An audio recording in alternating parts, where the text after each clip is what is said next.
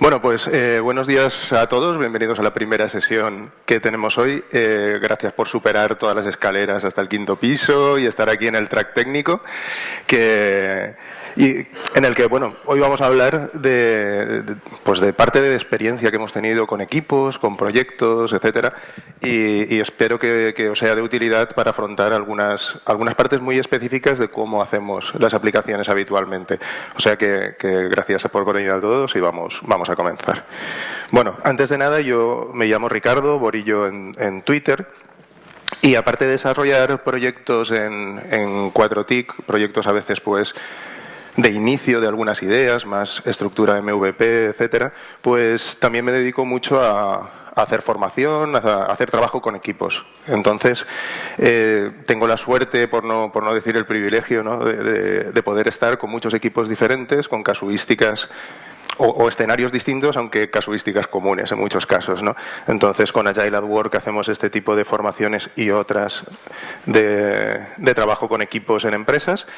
Y aparte, pues, otra de mis pasiones es el frontend y doy formaciones de JavaScript y tal. Y además, bueno, organizo charlas en Castellón de charlas. En decharlas.com tenéis los vídeos de los últimos 6 años de cosas que hemos estado haciendo. Ahora, como nos gusta trabajar mucho con empresas y nos gusta trabajar mucho con programadores, tenemos desde hace un par de años una iniciativa en Valencia para sin ánimo de lucro, enseñar a programadores pues nuevos que están introduciéndose en el mundillo o que se están reciclando en la Devescola, ¿vale? En paralelo hemos abierto este año, además, una academia para aprender a emprender. Gente que tiene ideas y no sabe por dónde empezar. Es un poco mezclar estos dos mundillos para que tengamos, pues, por aquella zona y en general, pues, un ecosistema un poquito más rico. Pues bien, eso es un poco a lo que me dedico en general y sobre todo pues esa experiencia en proyectos con equipos, con gente, pues genera una serie de conversaciones y la posibilidad de ver pues distintos tipos de software que tienen desarrollados estos equipos, pues muy interesante para nosotros.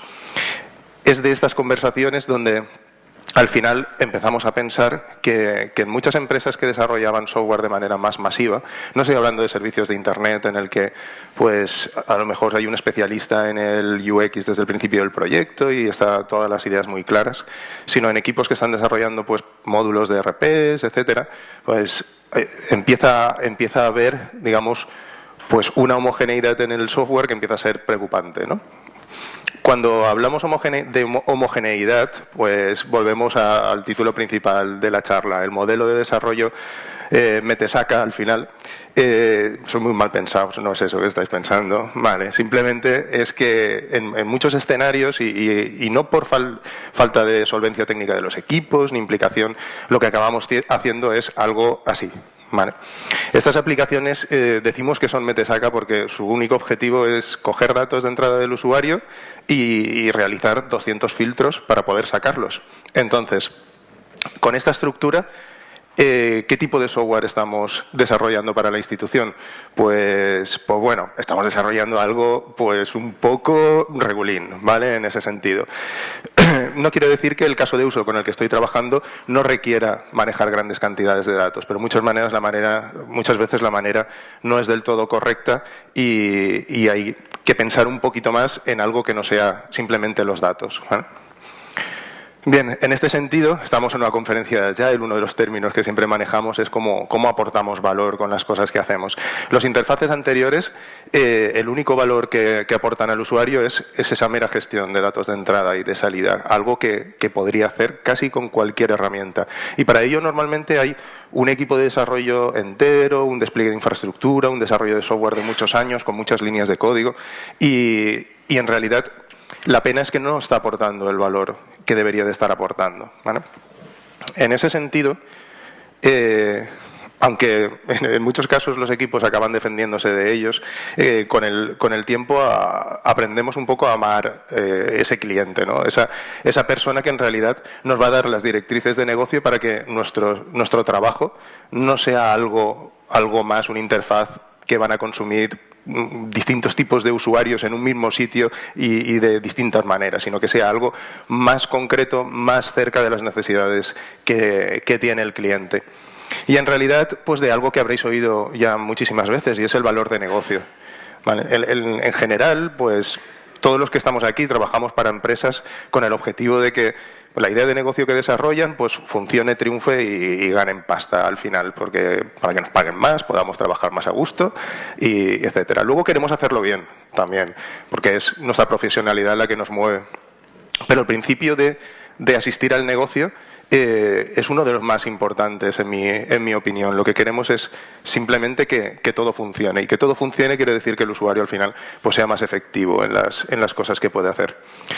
Para que sea más efectivo, pues le tenemos que ayudar un poquito, ¿no? O sea, tenemos que intentar hacer que todos estos interfaces, como los que hemos visto antes, pues empiecen a desaparecer, que tengan aplicaciones más fáciles de entender de una manera más directa, que sean más intuitivas en las acciones. Estas empresas, justamente a las que van destinados pues módulos bastante grandes, suelen tener bastante rotación, cambios de departamento, y aprender de nuevo un aplicativo, nosotros lo hemos visto, requiere mucho gasto y mucha inversión por parte de la empresa en volver a enseñar a todo ese conjunto de gente cómo se hacen las cosas. Además, queremos que estos aplicativos pues sean rápidos, y cuando vamos a esquemas tan macro bestias con tantos datos, la ineficiencia es lo primero que nos encontramos, porque hay que mover como consultas súper grandes para cargar grids de 200 columnas, ¿vale?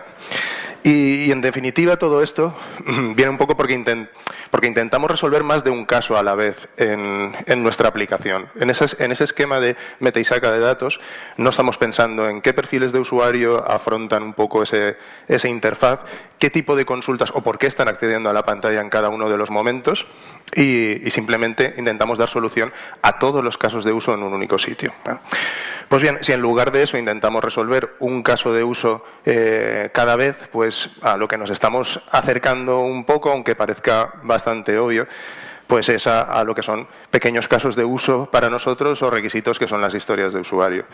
Quería llegar un poco a este punto porque, como os contaré a continuación, hay un par de aspectos fundamentales que según nuestra experiencia en los proyectos, son motivantes de que esto suceda en las aplicaciones, que dejemos de aportar valor en cómo las diseñamos y cómo se las damos al usuario. Si realmente tenemos un buen análisis de esos casos de uso y tenemos nuestras historias de usuario de manera correcta, ¿vale? Deberíamos de tener de alguna manera también los criterios de aceptación del usuario. En la mayoría de los equipos, con lo que vemos, es uno de los puntos más débiles que tienen los equipos. El primero es una correcta definición de lo que se está haciendo, de esas historias de usuario. Y por supuesto, las definiciones de hecho, los criterios de aceptación. ¿Cómo sé que una funcionalidad está realmente terminada? Es una de las partes que menos entienden y más difíciles les resultan a los equipos, con lo que se pierden muchos de los valores que hay detrás, y se empieza a no pensar realmente a cuál es el caso de uso cada vez que estoy haciendo algo, sino hacer una generación masiva pues, de funcionalidad en un único sitio. Esta, de hecho, es una batalla que tenemos siempre con esa figura que tenemos en el equipo, ese Product Owner, que acabamos haciendo un proxy del Product Owner porque no podemos, no sabemos trabajar con él, definirlas, porque es una figura un poco que nos crea un problema mental un poquito a la hora de trabajar. Y en realidad solo puedo empezar a aportar valor y a diseñar y a crear todos esos interfaces y esa funcionalidad si defino toda esa estructura y la utilizo como punto de entrada para realizar mis pruebas. Si no tengo una historia de usuario definida como toca, unos criterios de aceptación claros, me va a costar bastante más tomar ese punto de entrada para empezar a hacer el testing de mis aplicaciones. Y a ese punto es el que quiero llegar. O sea, con la crítica de este tipo de modelos de aplicaciones, lo que quiero exponeros es cómo hemos visto que podemos empezar a pensar en las historias de usuario y en las definiciones de hecho para que las aplicaciones que vamos desarrollando y que hemos estado haciendo este tiempo saquen todo el valor posible de cómo hacemos las cosas y cómo las representamos en las aplicaciones. Y que no tengamos problemas de diseño, ¿vale? Al final, lo que no queremos es tener pues, esas aplicaciones disfuncionales en las que, como está todo junto y no está realmente separado por funcionalidad, pues podemos cometer errores muy fácilmente porque está todo muy junto, ¿vale? Bien, con esta realidad que se nos presenta, al final a lo mejor llevamos haciendo esta práctica durante mucho tiempo, no habíamos sido conscientes, pero alguien nos lo hace ver de un momento determinado. ¿A qué se nos ha reducido el desarrollo de software? Pues bueno, se nos ha reducido pues a esto, ¿vale? O sea, tener un equipo de desarrollo trabajando en aplicaciones de datos y caer un poco en este esquema hace que al final estemos haciendo un access directamente en nuestra aplicación. Modelo tabular, mogollón de columnas, aquí la navegación entre las entidades de datos, es todo un mapeo, digamos, de datos, información que entra y sale. En realidad, para hacer un access necesitamos un equipo grande de personas que pueda hacer estas funcionalidades, pues no, ese equipo de ingenieros seguramente podrá aportar mucho más valor intentando extraer pues más conocimiento de los datos, dando funciones extra, una serie de cosas que Access no puede, porque Access es el paradigma de la entrada-salida de datos, ¿vale? De hecho, en nuestras aplicaciones, me ha molado porque en muchos frameworks actuales de cliente rico se usan estos temas azulitos y es que en realidad es casi clavado, ¿no? Vamos a grids mogollónicos aquí con un scroll de 10 columnas más, que está muy guay, ¿sabes? Porque todos los datos están allí y el usuario los puede ver. Pero en el que la información no destaca en ningún punto. Yo no sé qué datos son relevantes. No puedo pensar en ningún caso de uso del usuario que quiera entrar en esta pantalla y ver esto. En realidad, ninguno. Seguramente entrará en esta pantalla porque querrá consultar por los pedidos más comunes o tal, o 4 o 5 razones que podemos analizar y podemos hacer algo que realmente aporte valor. Estará seguramente un poco lejos de todo esto. Cuando nosotros le plantamos un poco estos interfaces al usuario, empiezan a venirnos los requisitos habituales. Pero esto lo podré exportar a Excel, esto me lo puedo descargar en no sé qué formato, ¿vale? Porque le hemos abierto la puerta un poco a publicar nuestra base de datos simplemente en grids mogollónicos. Luego, el poder del usuario siempre es poder exportar todo esto y si tiene que hacerse algo, ¿vale? Pues podérselo hacer él de manera individual, no que nosotros le resolvamos realmente ese caso de uso en la aplicación, cosa que de nuevo nos resta bastante valor. El usuario en realidad quiere poseer toda esa información y el punto de posesión un poco de todo lo que tenemos pues son esa exportación de datos, ¿vale? Lo que quiere él es, pero esto ¿por qué no lo puedo exportar? ¿Por qué no lo puedo ver todo junto? ¿Vale? Entonces es la visión que queremos cambiar un poco. Y me gustaría eso además rematarlo un poco con una crítica de muchas de las aplicaciones, frameworks, entornos, que son muy actuales y son muy mainstream, pero sin darnos cuenta nos guían a este modelo. Luego también tenemos que tener un poco de cuidado con ellos para no convertirnos pues en simplemente agregadores de grids y filtros y formularios, ¿vale? Que creo que nos resta pues un valor muy grande.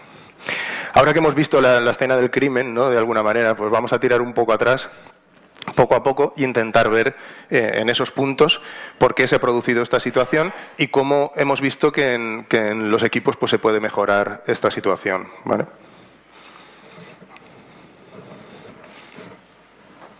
El primer punto, que son pues las historias de usuario un poco defectuosas en nuestra experiencia, lo que hemos visto en muchos equipos es que se les hace una formación agile, se transforma el equipo, pues viene alguien, hace un curso, todos ponen posits, todos están muy felices, ¿vale?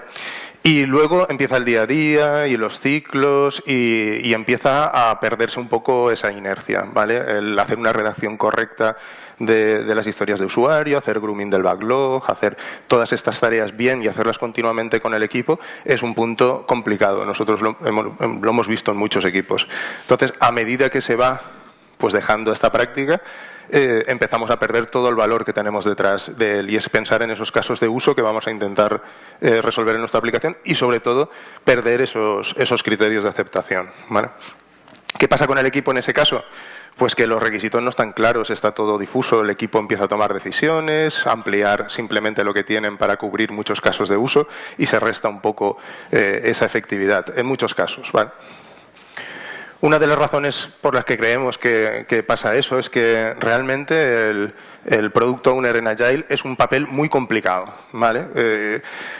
En todos los proyectos que hemos estado hay contadas excepciones donde hay una persona que dices, hostia, es el Product Owner del libro, sabe participar en la redacción de las historias de usuario, aporta, está en el Product Backlog trabajando. En el resto Yo no sé vosotros, pero nosotros somos bastante incapaces de encontrar el perfil correcto. ¿Qué hacemos? Hacer proxy del cliente.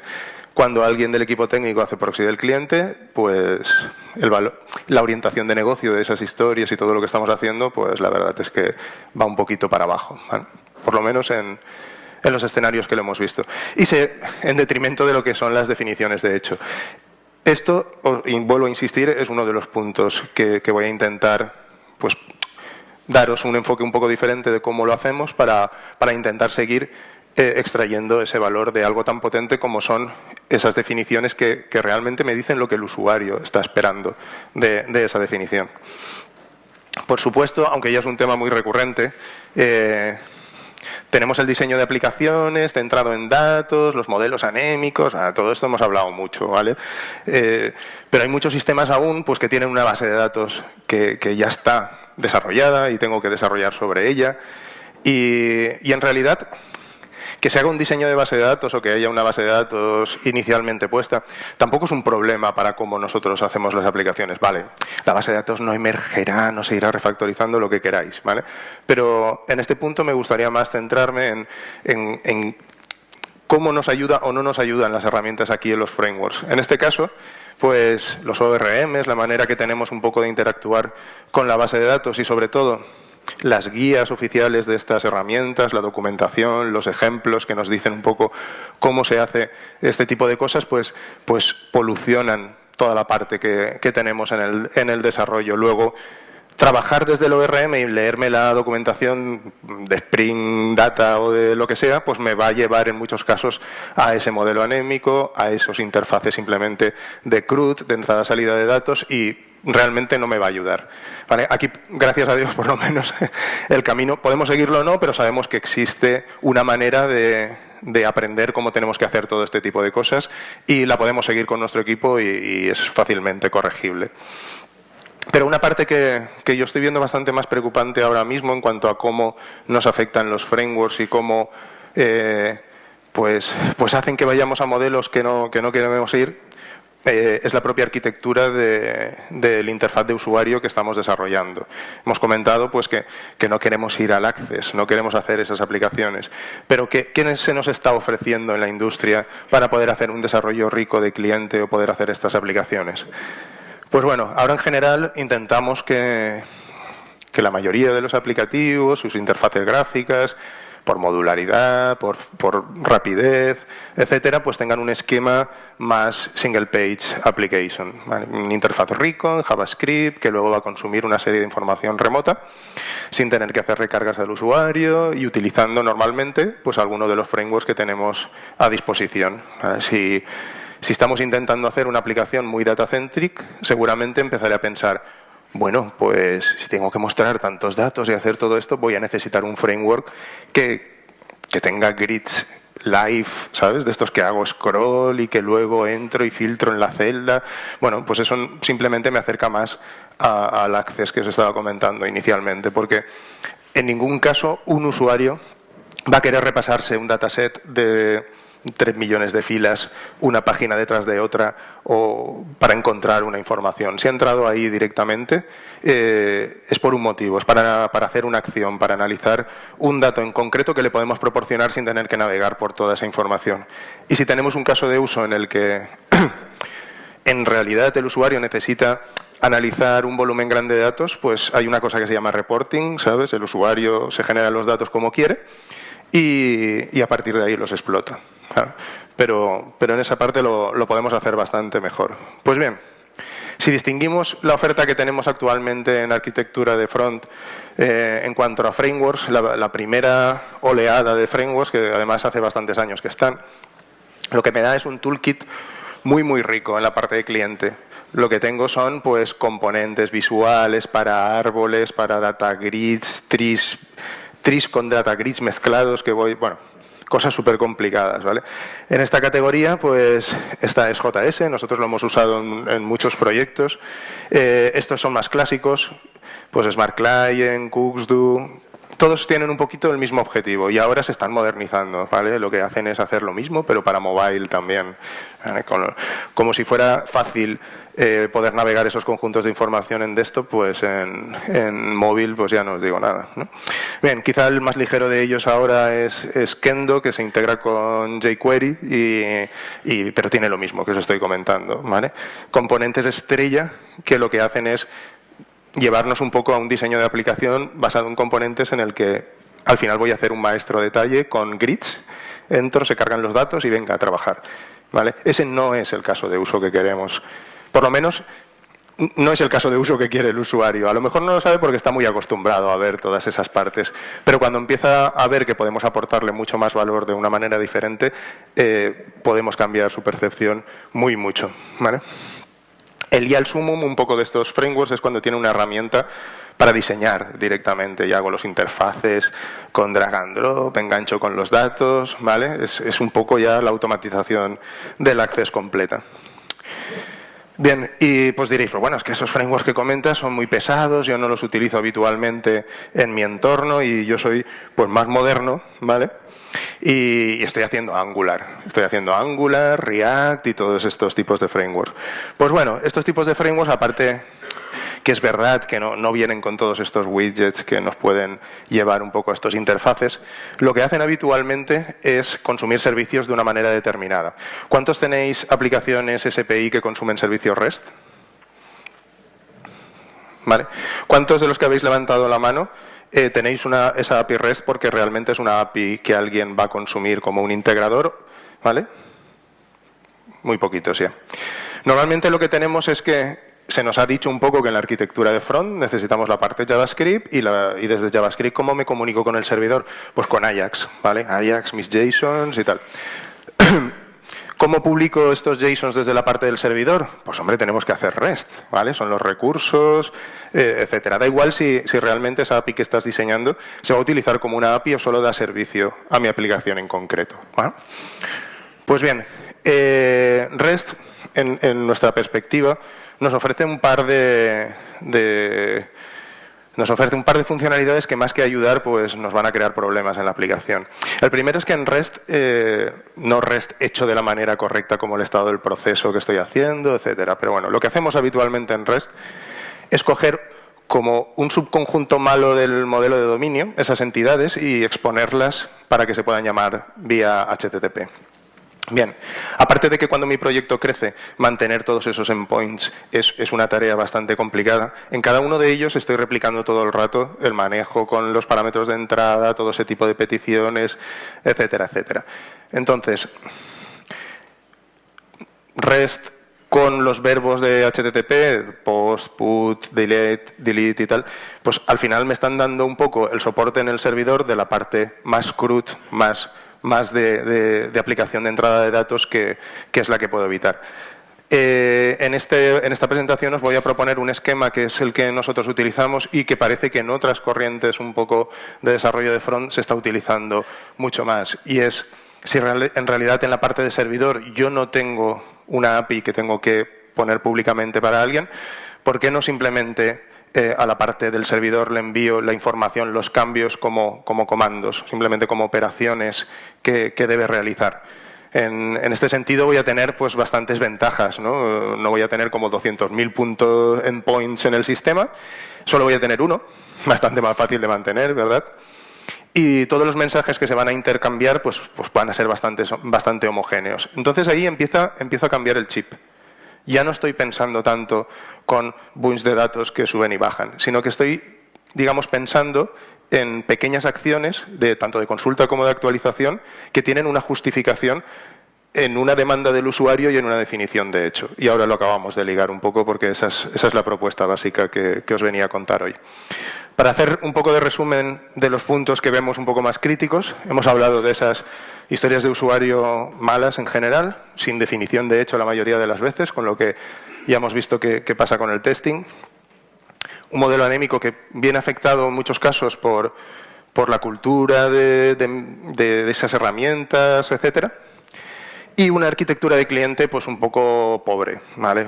Dejada guiar por lo que nos traen los frameworks de manera habitual. ¿Cómo podemos pensar un poco diferente con todo esto cuando estamos desarrollando. Pues bueno, puedo pensar diferente cambiando un poco la concepción de cómo hacemos las cosas desde la propia aplicación, tanto en cliente como en servidor. Bien, el año pasado estuve en la CAS hablando de CQRS, una solución de arquitectura en la que, pues, en aplicativos que necesitan o que soportan mucha carga, pues tendemos a separar de alguna manera el modelo de lectura del modelo de escritura. Quiero decir que mis aplicaciones que son muy intensivas en lectura, pues tienen un consumo de datos separado para que tire directamente contra la información que tenemos. Mientras que la parte de escritura, en mi aplicación es la que interactúa con mi modelo rico, donde están mis eventos de dominio, donde tengo mi conocimiento, donde realmente estoy aportando valor. Bien, os recuerdo un poco esto porque se basa un poco en el mismo principio que empezamos a entender o aplicar a partir de que empezamos a trabajar con este patrón de arquitectura en alguno de los proyectos que hacíamos. Y es que una de las cosas para que esto funcionara bien es que la información que se proporcionaba desde la interfaz de usuario y cómo luego posteriormente se almacenaba, si estáis usando event sourcing y todo este tipo de cosas, tenía un requisito muy claro, y es que fueran paquetes de información con una estructura siempre común. ¿Vale? Es lo que llamábamos comandos. Desde la parte del cliente empezábamos a decirle, pues, update, no sé qué parte de tal, y eso era el nombre del comando. Y la estructura que enviábamos al servidor siempre tenía ese nombre, una serie de parámetros y luego un payload, datos que le envió el servidor. La gracia de todo esto es que como todas las entradas tenían la misma estructura, luego yo podía persistirlas en un almacén de eventos o materializarlas en el modelo de lectura para que se pudieran consumir de manera directa. Entonces, aquí no voy a, simplemente os lo recuerdo porque me interesa la parte del command query segregation, que es lo que nos vende CQRS. Pero aplicándolo empezamos a entender que realmente el tener esas estructuras de datos, esos conjuntos de información de manera uniforme, tenía mejora en nuestro diseño. Tenía mejora en nuestro diseño, en cómo hacíamos los tests y más aún, si pensábamos que esos comandos en realidad simplemente eran correspondencias con las definiciones de hecho, pues empezaba bastante a cuadrar cómo redactábamos esa información con los usuarios y cómo empezamos a lanzarlos como cambios de estado en mi aplicación. ¿Vale? Desde esa parte, pues hemos dejado mucho de hacer testing de la parte de cliente, solo hacemos el happy path de las aplicaciones y lo que hacemos es testear cómo mi sistema en la parte servidor es capaz de consumir estos comandos que van llegando, que al final es lo que queremos en la aplicación. ¿Vale? A esto lo llamamos, cuando lo presentamos, interfaces de usuarios basadas en tareas. Y cuando llamamos tareas, pues nos estamos refiriendo a estos comandos. Y no solo una manera de empaquetar la información cuando hago una petición AJAX al servidor, sino para nosotros ha empezado a ser una manera de pensar a la hora de hablar con el usuario y de extraer ese tipo de información en las historias que hacemos. Si partimos un poco de esta frase de que la única constante es el cambio, pues en nuestra interfaz, en realidad, la única constante que podemos aplicar es que nuestra aplicación va a ir evolucionando con el tiempo en función a los cambios de estado. ¿Vale? Es algo que además machea mucho con el tipo de frameworks que ahora se están haciendo en la parte de JavaScript como React, en el que en realidad la aplicación solo evoluciona y solo cambia cuando se produce un cambio de estado. Pues para nosotros un cambio de estado es todo lo que tenemos que hablar con el usuario. Porque quiere decir que entonces tenemos un input y ese cambio de estado con ese input viene motivado por una funcionalidad que él quiere que tenga la aplicación. No quiero 200 cosas para ver lo que se le ocurre al usuario en cada uno de los puntos, sino una que resuelva su caso de uso, que es lo que comentábamos. Para nosotros, como os decía, es una manera, es un cambio en cómo pensamos en esta parte. De hecho, ahora planteamos bastante diferente las sesiones de grooming del backlog, cómo intentamos que el Product Owner escriba este tipo de funcionalidad para nosotros.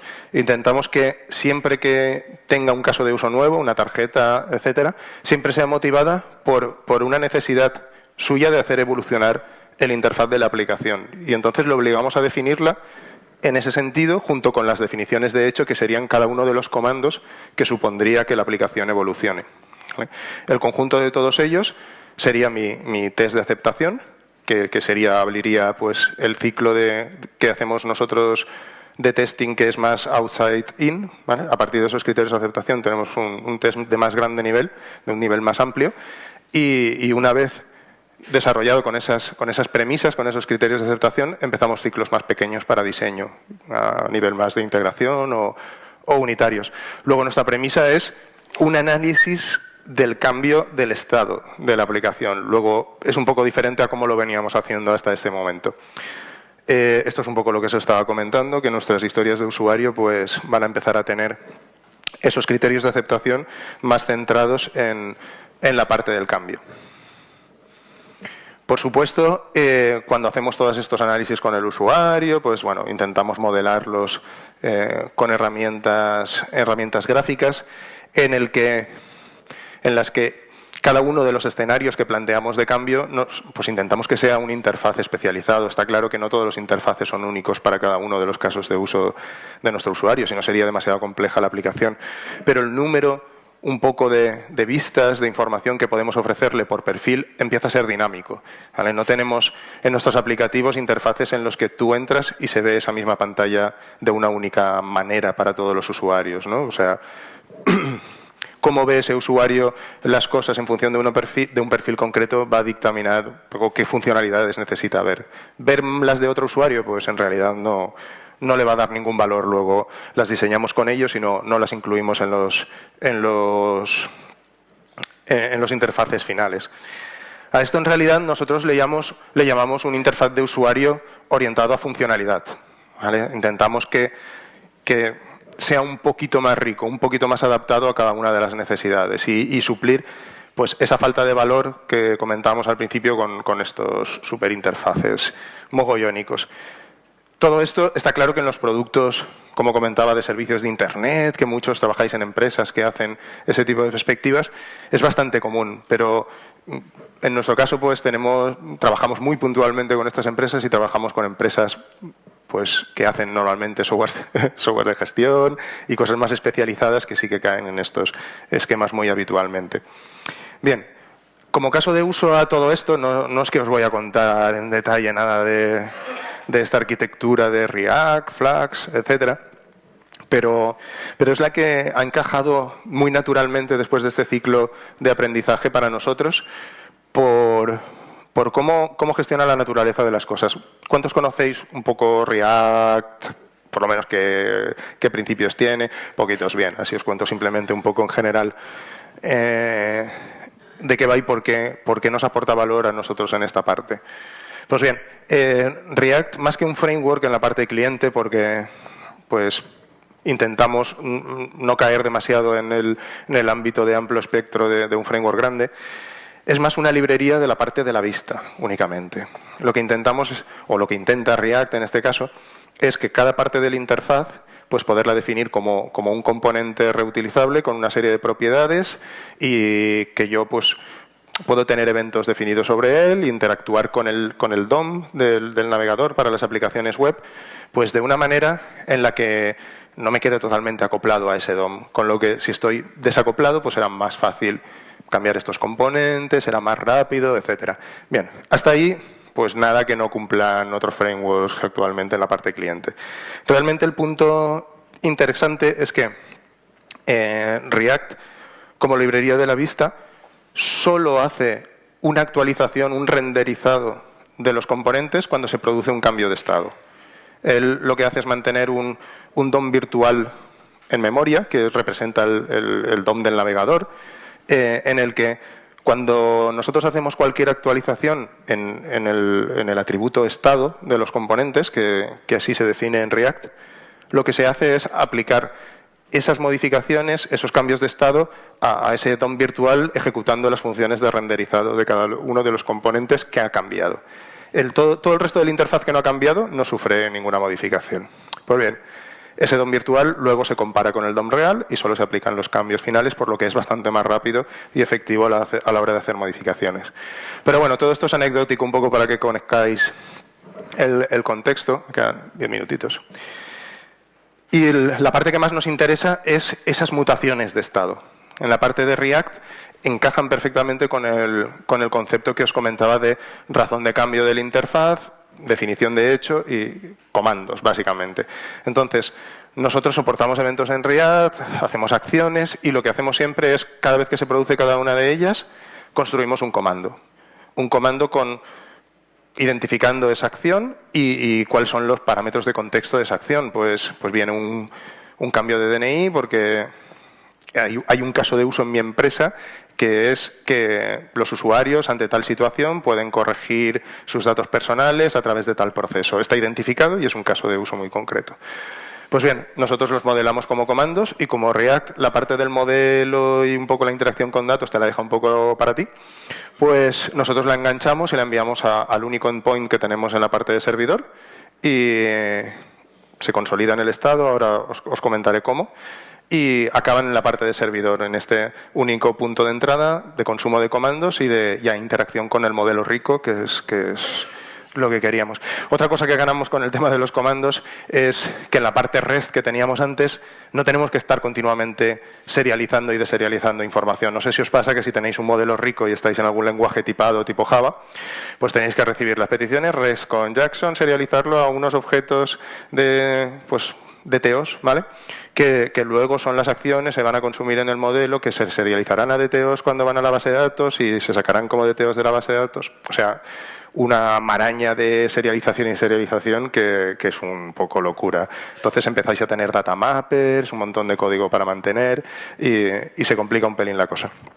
De hecho, en la parte cliente, lo que puede acabar pasando si nuestra interfaz es complejo, es que estos receptores de comandos, esta especie de modelos que tenemos, pues empiecen a llamarse desde diferentes vistas y a interactuar unos con otros. Esta situación es la que intentan resolver frameworks como Angular y tal, con una especie de MVC, pues para que todo eso se pueda realizar de manera más sencilla. En React tenemos el concepto de Flags. Flags no es una librería, es una arquitectura propuesta por Facebook en la que, en lugar de que todos los componentes puedan hablar con todos los componentes del modelo, todas las partes de las vistas con todos los componentes, tenemos un flujo unidireccional. Y nos gusta mucho porque encaja perfecto con las interfaces basadas en tareas y con los comandos que estábamos comentando. En una vista se produce una acción, bien, va a un dispatcher y ese dispatcher recibe el contexto de esa acción, los datos, etcétera. El estado de la aplicación, en lugar de mantenerse en cada uno de los componentes individuales, tenemos un store global dentro de la aplicación que representa en qué estado está todo ahí.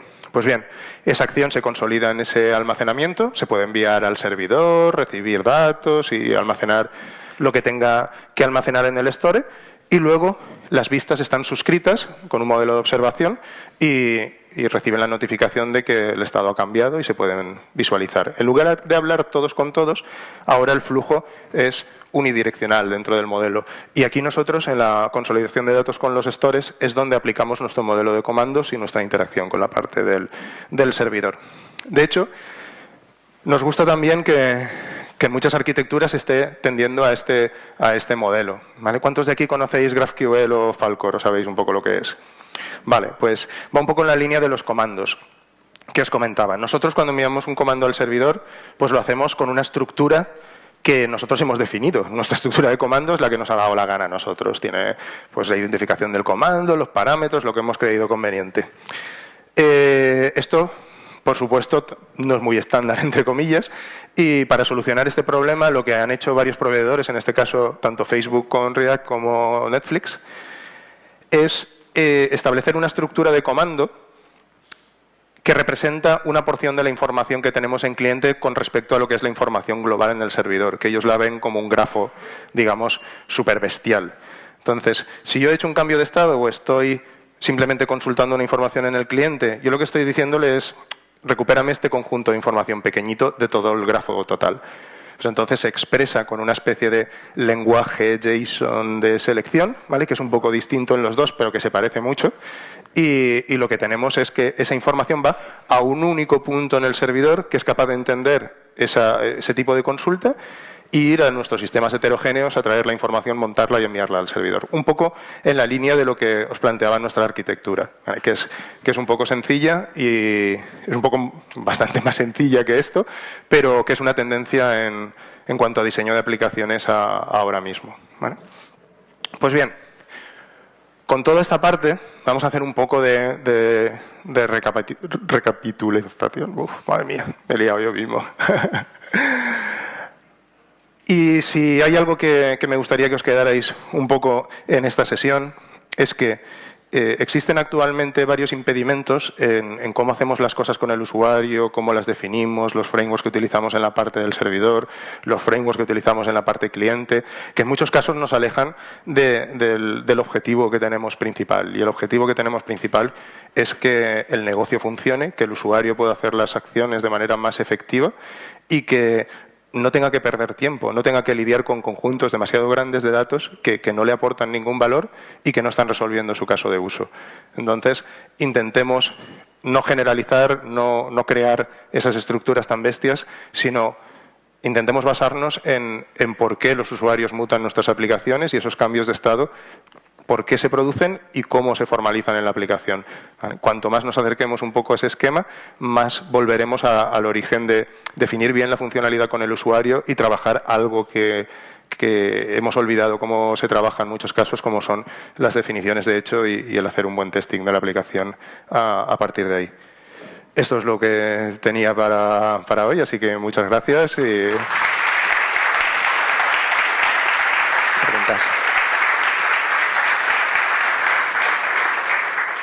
Si tenéis alguna pregunta, estaría muy guay poder comentar. Creo que para la grabación tienen... Gracias, ha sido muy interesante. Me preguntaba en el modelo este de comandos en el que no existe la API REST, ¿cómo sería aplicable a un entorno de aplicaciones móviles en el que evidentemente nos basamos prácticamente 100% en una API REST? Igual.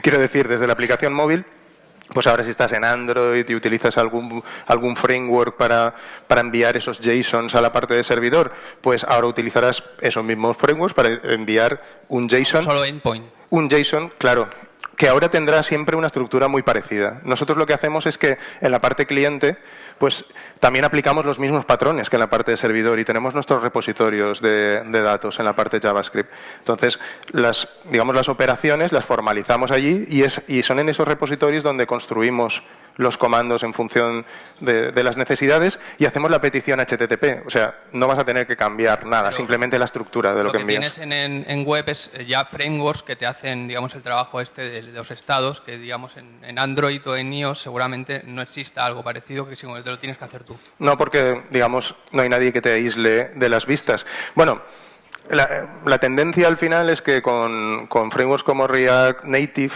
y NativeScript, que son frameworks para hacer CSS y JavaScript en el móvil, al final pueda usar ese tipo de arquitectura exactamente igual. Los conceptos que he comentado son más de arquitectura, de cómo distribuir la aplicación y los puedes aplicar totalmente con más o menos trabajo a la hora de interactuar con la vista, pero igual en la parte de móvil. Gracias. Gracias.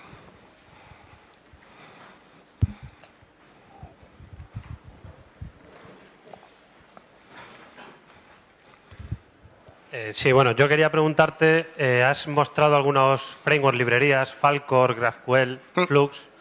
¿Tienes alguna preferencia? ¿Has trabajado con alguno de ellos? Están muy verdes todos, ¿eh? Quiero decir, son de anteayer, ¿sabes? De hecho, el de Falcor, vi una charla de Netflix. Netflix tiene un canal en YouTube que es la leche. O sea, el ritmo de los últimos 2 años de Facebook y Netflix a la hora de liberar open source es una locura brutal. Y los de Netflix de ingeniería son súper interesantes. Estaban hablando de Falcor pues hace unos meses. Ellos lo llevan utilizando, según dicen, internamente hace casi 2 años. Y es el único mecanismo que se usa en Facebook y en Netflix para consumir servicios de datos tanto en móvil como en web. Si tuviéramos que desarrollar una aplicación hoy, ¿tú qué recomiendas? ¿Basarnos en uno de esos o hacernos el nuestro de momento? Yo lo que os los he comentado en la presentación porque porque están en la línea de la propuesta que os comentaba, pero nosotros no los estamos usando directamente. Usamos el concepto que hay detrás, que es el que nos convence en cuanto a arquitectura. Yo te diría lo mismo que nosotros pensamos siempre. Un framework nuevo, una nueva funcionalidad que tengas que poner en tu desarrollo, tiene que estar muy justificada que entre directamente en tu desarrollo. Y una tecnología tan nueva, si es para un proyecto de cliente que tiene que tener una duración larga en el tiempo, no la pongas. Yo no la pongo. Otra cosa es que tenemos proyectos más pequeñitos, más tipo MVP, que podemos experimentar un poquito más y ahí sí que lo hacemos. Sí que lo hacemos habitualmente, pero lo que os diría de toda esta parte nueva de React, de cómo es que os replanteéis cómo hacéis arquitectura en la parte cliente y cómo la consumís en el servidor. Se puede aplicar todo sin utilizar ninguno de estos frameworks.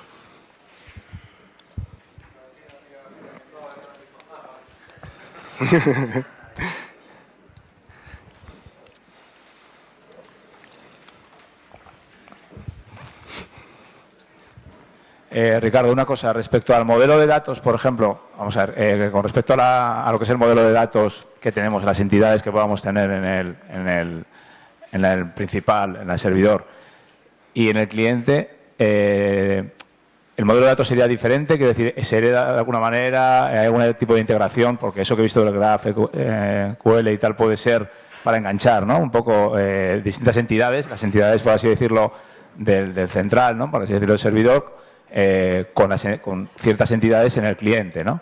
Entonces, en ese caso, ese tipo de vinculación, ¿cómo se podría hacer? Para que a la hora de trabajar se trabajara en el cliente con las mismas entidades de datos o similares, ¿no?, que las que hay en el central. Yo en el cliente no creo que las entidades de datos sean iguales que el servidor. Normalmente están adaptadas, es más un modelo de la vista, están adaptadas a cómo hacemos la representación de la información en la parte cliente.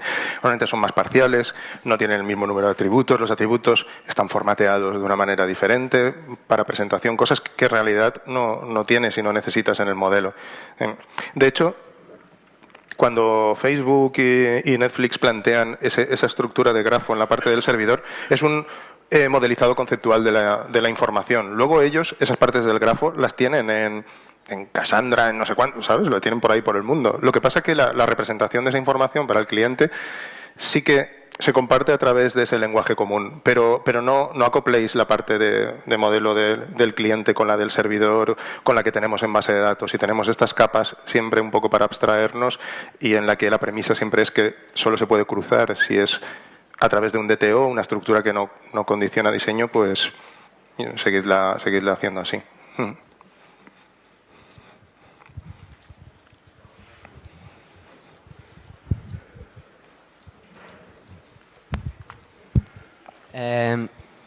Vale. Con respecto a CQRS, a nosotros lo hemos intentado probar en algún proyecto pequeño y la verdad que personalmente a mí me gusta mucho. O sea, considero que el diseño queda mucho más desacoplado, mucho más ligero. Bueno, una serie de cosas que pienso yo, que eso no importa ahora. Pero luego, el otro día un compañero me preguntó, sí, pero tú al separar las clases de lectura de las que son de escritura, nosotros llegamos al punto también de separar lo que son repositorios, por ejemplo. O sea, teníamos repositorios de lectura y repositorios de escritura, ¿no? Entonces, claro, él me planteó una pregunta que yo no supe responderle. Entonces, a ver qué opinabas tú. Me dice, ¿y hacer eso no sería darle responsabilidad de vista a un repositorio? O sea, tener un repositorio que te da objetos especializados para la lectura, ¿no sería darle responsabilidad de vista a un repositorio? Nosotros es que en la parte del modelo de lectura, en realidad no tenemos un repositorio al uso. Lo que tenemos habitualmente es que cuando viaja un comando... Bueno, primero, de la primera parte estoy totalmente de acuerdo contigo con los beneficios en cuanto al modelo. A mí me gusta el esquema que hay detrás de cualquier patrón porque no me obliga a implementarlo 100% con todas sus consecuencias, pero sí que me da unas guías que luego simplemente a la hora de estructurar el código de una aplicación ya me valen bastante. Pero bueno, respondiendo un poco a lo que comentabas o lo que para mí es de alguna manera, estos eventos que se producen aquí, los comandos en realidad se procesan en el modelo rico y se producen business events, que al final son pues formalizaciones de cambio que si tengo un event store o un almacenamiento especializado irán a ese repositorio y se guardarán para un histórico. Y esos eventos son los que pasan al modelo de lectura. Pero en el modelo de lectura yo no uso los repositorios que normalmente diseño en la parte del modelo rico que está aquí. En realidad esto son vistas ya súper normalizadas y desagregadas que se consumen de manera súper directa de aquí. De hecho, en esta parte nosotros no hacemos una separación de capas al uso como lo hacemos en el modelo rico, sino que hacemos que esta lectura pueda ser lo más directa hasta la cocina que se pueda hacer, ¿vale? Normalmente, ¿cómo lo hacemos en el proyecto que tenemos esto? Pues que los eventos consolidan cambios en claves de Redis y están en memoria. Entonces el cliente las consume directamente sacándolas. No hay ni repositorios ni hay nada. Es dejar, digamos, toda esta información totalmente cocinada para consumirla. Se entiende que delegas esa responsabilidad a una serie de adaptadores o algo así, que al final son los que... El proceso de sync es el que tiene aquí el meollo. O sea, depende de... También en este patrón se puede aplicar a distintos niveles, pero si usaras el más purista del event sourcing, la telita está aquí, ¿vale? En el que sincroniza desde los eventos de negocio a las vistas ya preparadas para consumir rápido por la aplicación y que las lecturas escalen lo más rápido posible. ¿Vale? Gracias. Pues ya estamos, pues muchas gracias.